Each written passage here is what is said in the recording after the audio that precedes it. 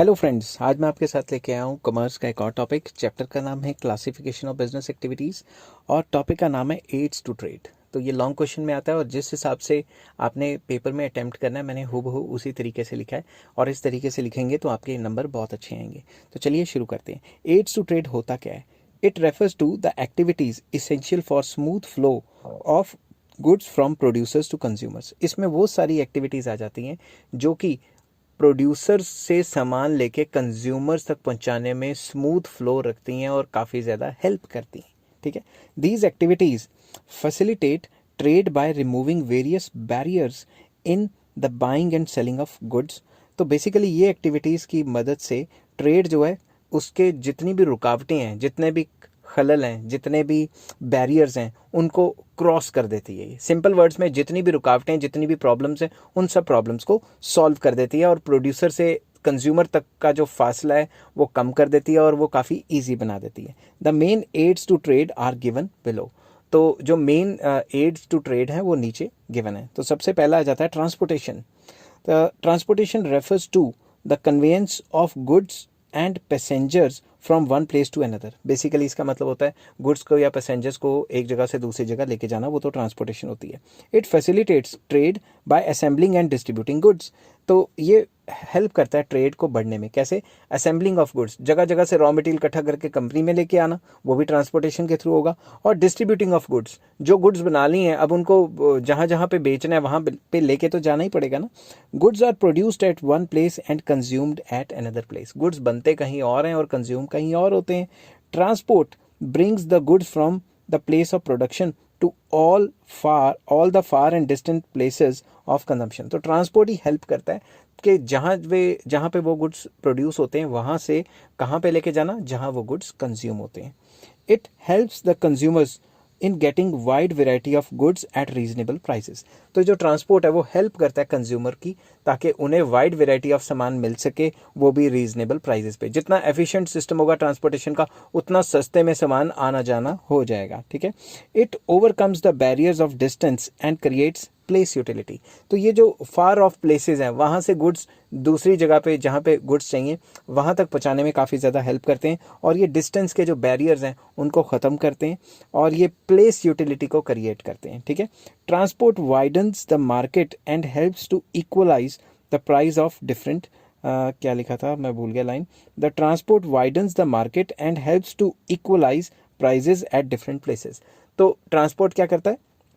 Widen करता है market को बढ़ाता है और हेल्प करता है कि जो प्राइजेज हैं वो पूरे कंट्री में एक जैसे हो जाएं। जैसे फॉर एग्जांपल किसी जगह पे प्राइजेज काफ़ी हाई है एक पर्टिकुलर चीज़ का, तो मैं देखूंगा वहाँ पे तो माल बड़ा महंगा बिकता है, इससे अच्छा मैं यहीं से जाके ट्रांसपोर्ट करके मैं वहाँ पे माल बेचूं। तो जब वहाँ माल ज़्यादा बिकने लग जाएगा तो प्राइजेस वहाँ पे भी डाउन हो जाएगी, तो ओवरऑल उस एरिया में प्राइस इक्वलाइज आ जाते हैं।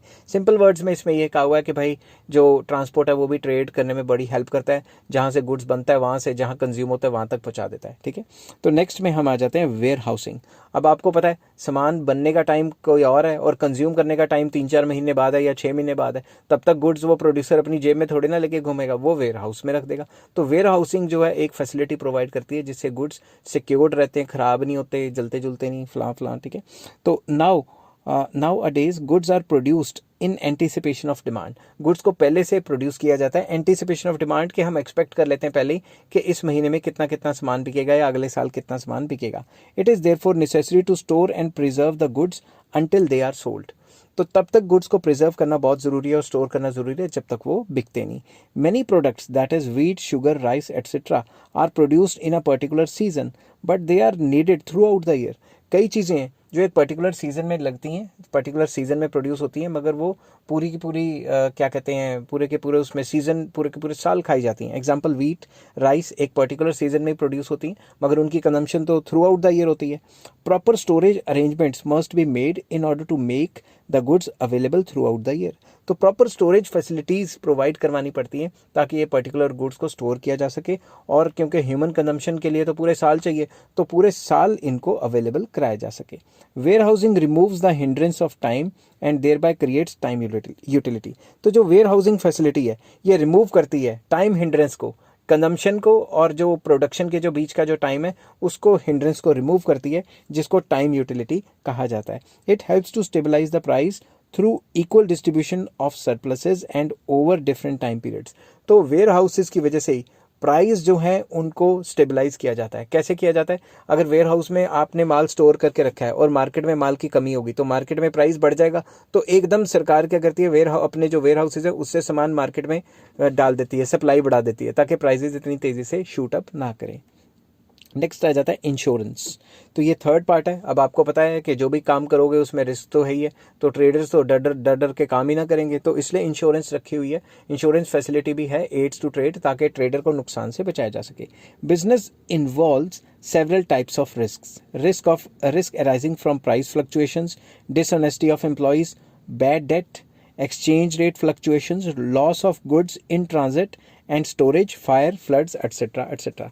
तो बिजनेस में कई टाइप का रिस्क आता है, जैसे कि प्राइस ऊपर नीचे हो जाना, कोई एम्प्लॉय की बेईमानी हो जाना, या कोई कर्जा ले लिया और वो चुका नहीं पा रहा बिजनेसमैन, या फिर एक्सचेंज रेट में डॉलर में ऊपर नीचे फ्लक्चुएशन होना, या फिर loss of goods in transit, जहाँ पे आपने ट्रांसपोर्ट करना था वहाँ पे कोई पंगा पड़ गया, या स्टोरेज किया वहाँ पे गुड्स खराब हो गए, कोई आग लगी, कोई फ्लड्स आ गए, एटसेट्रा एटसेट्रा. तो ये कई बिजनेसमैन को डर रहते हैं. Insurance removes the hindrance of risk. ये जितने भी टाइप के रिस्क हैं इंश्योरेंस इनको रिमूव कर देती है. With the help of insurance a businessman can protect himself from several types of risk. तो बिजनेसमैन क्या करता है, एक इंश्योरेंस की पॉलिसी ले लेता है और जो जो उसमें क्लॉजेज होते हैं उनके हिसाब से अगर बिजनेसमैन को लॉस होता है तो उसे कंपनसेशन मिल जाती है. Insurance is based on the principle of pooling of risk. Basically insurance किस प्रिंसिपल पे बेस्ड है? रिस्क को पूल करना. फॉर एग्जाम्पल मैं आपको छोटी सी एग्जाम्पल देता हूँ. मेरे क्लास में 5 बच्चे हैं, मैं पाँचों से 100 रुपीज़ ले लेता हूँ, मेरे पास 500 रुपये हो गए, और मैं उनको इंश्योरेंस देता हूँ कि जब भी आप मेरे पास साइकिल पे आते हैं और आपकी साइकिल पंचर होगी तो मैं आपको क्या कहते हैं गाड़ी में लेने आऊँगा. एक टाइप की इंश्योरेंस, छोटा सा एग्जाम्पल दे रहा हूँ, ठीक है, तो सीरियसली मत लेना इसको. तो अगर इन सारों में से किसी एक आधे का नुकसान होता है तो मैं उसको कंपनसेट कर दूंगा. तो इंश्योरेंस क्या करती है कि जिसका लॉस होता है उसको कंपनसेट करती है, किसके पैसे से? बाकियों के पैसे से. ठीक है. और अगर सारे के सारे क्लेम करने बैठ जाएंगे तो इंश्योरेंस कंपनी तो डूब जाएगी ना. इसलिए इंश्योरेंस कंपनी भी बहुत ज़्यादा तहकीकात करती है और काफ़ी ज़्यादा पता लगाती है कि जानबूझ के तो नहीं किया. मगर ये जो जानबूझ के इंश्योरेंस लेते हैं लोग, उसका टॉपिक अलग है, वो आपको एडवांस्ड माइक्रो इकोनॉमिक्स में मैं करवाऊंगा.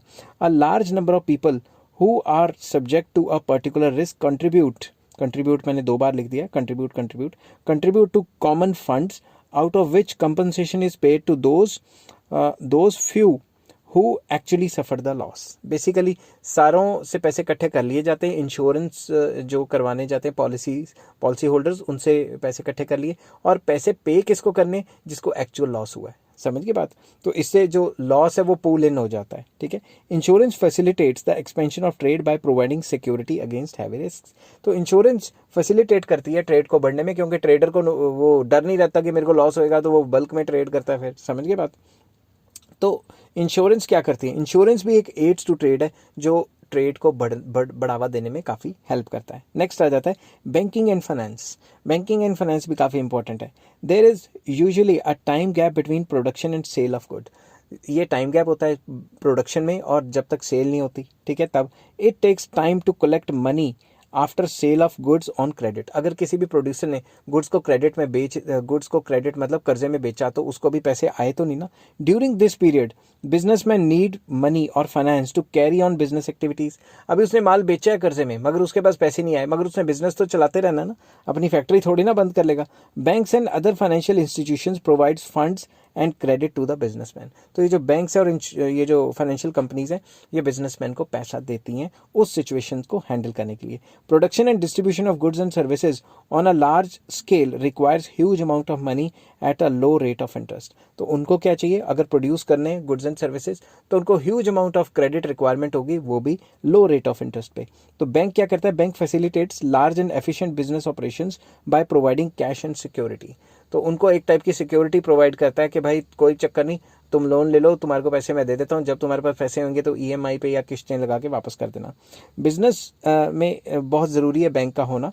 Banks also provide safe and quick and economical means for remittances of money from one place to another. तो बैंक्स ये भी तो फैसिलिटी देते हैं ना कि एक जगह से पैसे दूसरी जगह पे पहुंचाना। तो बैंकिंग के लिए तो ये भी बहुत ज़रूरी है, क्योंकि बैंकिंग के लिए नहीं, बिजनेसमैन के लिए। बिजनेसमैन क्या करता है, उसे रॉ मटेरियल चाहिए, तो जिससे रॉ मटेरियल खरीदना है उसके बैंक में पैसे डाल देगा और वहाँ से रॉ मटेरियल आ जाएंगे।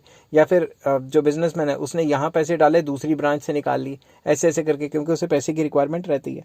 They collect money from those who do not need it and make the same available to the businessman। तो इसमें सिंपल वर्ड्स में लिखा है कि आम बंदों की जो सेविंग्स होती है वो उनसे ले लेता है, उनको थोड़ा बहुत रेट ऑफ इंटरेस्ट दे देता है, और वही पैसा अच्छे रेट ऑफ इंटरेस्ट पे जो है बिजनेसमैन को दे देता है या ट्रेडर को दे देता है। और जो बीच का पैसा बचा, जो रेट ऑफ इंटरेस्ट पे लोन दिया और जो रेट ऑफ इंटरेस्ट सेवर्स को देना है, उनके बीच में जो बचा वो उसका प्रॉफिट। ठीक है। Banks provide funds in various forms, जैसे लोन्स भी दे सकता है, ओवरड्राफ्ट भी दे सकता है, कैश क्रेडिट भी दे सकता है, डिस्काउंटिंग बिल्स ऑफ एक्सचेंज भी दे सकता है। ये मैंने एक एक टाइप एक्सप्लेन किया है। मैक्रो इकोनॉमिक्स ग्रेजुएशन लेवल नाम से एक प्लेलिस्ट है, उसके अंदर बैंकिंग का चैप्टर है, मैंने उसमें सारा डिस्कस किया हुआ है कि ये टाइप्स ऑफ लोन्स क्या क्या होते हैं। नेक्स्ट आ जाता है एडवर्टाइजिंग एंड पब्लिसिटी। ये भी एक बहुत अच्छा एड्स टू ट्रेड है। ये भी हेल्प करता है ट्रेड को बढ़ने में। मान लो कोई मार्केट में चीज़ आ गई, मगर मुझे तो पता ही नहीं कि ये कौन सी चीज़ है, तो मैं क्या करूँगा, मैं जब भी एडवर्टाइजमेंट देखता हूँ या पब्लिसिटी वाली चीज़ देखता हूँ तो मुझे पता लगता है कि भाई मार्केट में ये चीज़ें घूम रही हैं और इनका ये इस्तेमाल है। ठीक है। Advertising and publicity inform the customer और consumer about the availability of various products and services. तो एडवर्टाइजिंग या पब्लिसिटी की वजह से ही कंज्यूमर्स को पता लगता है कि मार्केट में ये सामान घूम रहा है। They remove the hindrance of knowledge. तो जो हिंड्रेंस ऑफ नॉलेज है वो एडवर्टाइजमेंट देख के आपको वो जो नॉलेज है वो आ जाती है कि मार्केट में ये सामान है, तो जो हिंड्रेंस ऑफ नॉलेज है उसको रिमूव कर देता है। एडवर्टाइजिंग एजुकेट्स, किसको एजुकेट करता है, consumers about the use of products and provides them greater satisfaction. तो जब भी आप कोई भी एडवर्टाइजमेंट देखते हो उसमें बताया होता है कि इस पर्टिकुलर चीज़ के क्या क्या फीचर्स हैं, किस किस तरीके से इस्तेमाल करना है। तो वो चीज़ें जब आप देखते हो और आपको लगता है कि ये चीज़ हमारे पास होनी चाहिए, तो वो खरीद के ले आते हो और सेटिस्फैक्शन हो जाती है। The main purpose of advertising is to create and sustain demand. Advertisement क्यों की जाती है, ताकि सामान बिके ज़्यादा से ज़्यादा, तो डिमांड को सस्टेन करने के लिए। ठीक है। In the absence of advertising consumers may remain ignorant of the availability of goods and services and businessman may not be able to sell their products. अगर एडवर्टाइजमेंट नहीं होगी तो कंज्यूमर को पता कैसे लगेगा कि कौन सा सामान मार्केट में आ रहा है या आने वाला है, और इस सिचुएशन में प्रोड्यूसर अपना माल बेच ही नहीं पाएगा या कम बेच पाएगा। ठीक है। There are various forms of advertising and publicity, like press में दे देना एडवर्टाइजमेंट, आउटडोर डिस्प्लेज लगा देना, या रेडियो पे दे देना, टेलीविज़न में दे देना, या फिर लेटर्स टू कस्टमर्स कि हम ये सामान लॉन्च करने वाले हैं। जिनके पास सैमसंग का फ़ोन है उनको मैसेज आने शुरू हो जाते हैं कि सैमसंग का ये फ़ोन आने वाला है, इतने पैसे उतने पैसे, समझ गए ना बात। नेक्स्ट आ जाता है एग्जीबिशंस में या सिनेमा हॉल्स में काफ़ी ज़्यादा वो दिखाया होता है। ठीक है। नेक्स्ट आ जाता है पैकिंग। पैकिंग भी एक बहुत इंपॉर्टेंट एड है ट्रेड के लिए, एड्स टू ट्रेड है। अब आप दिमाग से सोचो, अगर पैकिंग अच्छी नहीं होगी तो गुड्स तो ख़राब हो जाएंगे ना, तो पैकिंग अच्छी होनी बहुत ज़्यादा ज़रूरी है। Proper packing of goods is essential for efficient trade. एक अच्छे ट्रेड के लिए प्रॉपर पैकिंग होना बहुत ज़रूरी है। पैकिंग अट्रैक्ट्स द कंज्यूमर्स या customers to buy the goods. आजकल आप गुड्स देखने जाते हो ग्रॉसरी स्टोर्स में, तो जिसकी पैकिंग अच्छी होती है उसको एकदम से आप ले लेते हो। ठीक है। Proper packing prevents damage to goods in the process of transport and warehousing. तो जितनी अच्छी पैकिंग होगी उतना ही अच्छा ट्रांसपोर्ट में और वेयर हाउसिंग में उसको अच्छे तरीके से रखा जा सकता है। अगर पैकिंग अच्छी नहीं है, क्या पता ट्रांसपोर्ट करते टाइम ही टूट जाए, फूट जाए, लीक हो जाए, कुछ भी हो जाए, और वेयर हाउसिंग में ही पड़े पड़े खराब हो जाए। ठीक है। It helps to remove the hindrance of risk by insuring safety of goods. तो इससे रिस्क खत्म हो जाता है और जो सेफ्टी ऑफ गुड्स है वो आ जाता है। जितनी अच्छी पैकिंग है उतना ही अच्छा काम चलता है और उतना ही ज़्यादा गुड्स को प्रिजर्व करके रखा जा सकता है। आई होप ये वीडियो आपको पसंद आई होगी। अगर ये वीडियो आपको पसंद आई है तो please like, share and subscribe. Next video में मैं लेके आऊँगा industry versus commerce versus trade, इन तीनों में क्या फ़र्क है। Till then take care, have a nice day. और इस चैप्टर के सारे लिंक आपको डिस्क्रिप्शन में मिल जाएंगे। Bye bye.